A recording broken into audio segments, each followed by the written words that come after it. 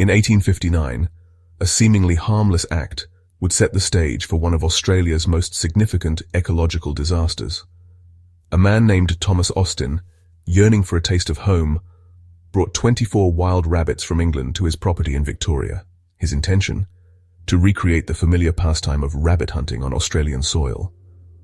Austin, however, failed to foresee the consequences of introducing a non-native species to a land ill-equipped to handle it. Australia, with its vast landscapes and favorable climate, proved a paradise for the rabbits.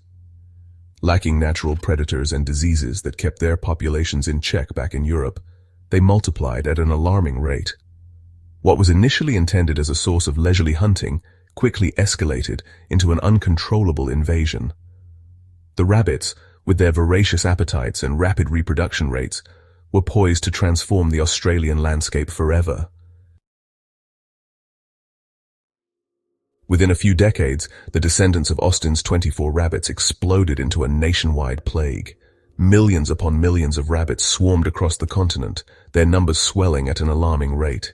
They devoured native vegetation, outcompeted indigenous animals for food and shelter, and caused widespread soil erosion. The consequences for Australia's unique ecosystems were devastating. Native plant species, unable to cope with the relentless grazing, dwindled and disappeared. This loss of vegetation, in turn, deprived native animals of their food sources and habitats, driving many to the brink of extinction.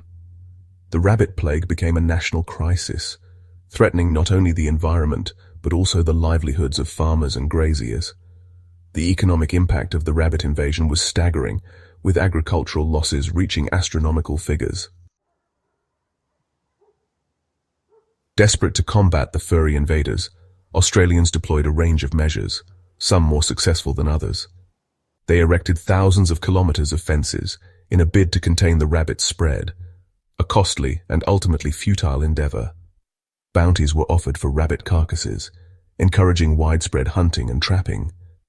In a more drastic attempt, the government introduced the myxoma virus in the 1950s. This biological control agent, while initially effective in reducing rabbit populations, eventually lost its potency as rabbits developed resistance. The fight against rabbits proved to be a continuous battle, demanding innovation and adaptation. While some measures offered temporary relief, the rabbits, with their remarkable resilience and adaptability, continued to pose a significant challenge.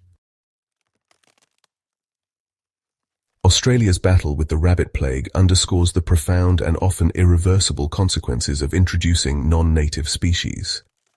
The rabbit's devastating impact on the continent's fragile ecosystems serves as a stark reminder of the importance of ecological balance. While the rabbit problem is far from solved, it has prompted a more cautious approach to environmental management. Australia has learned from its past mistakes, implementing stricter biosecurity measures to prevent the introduction and spread of invasive species. The legacy of the rabbit invasion continues to shape Australia's ecological landscape. It serves as a powerful lesson about the interconnectedness of ecosystems and the importance of responsible environmental stewardship in a globalized world.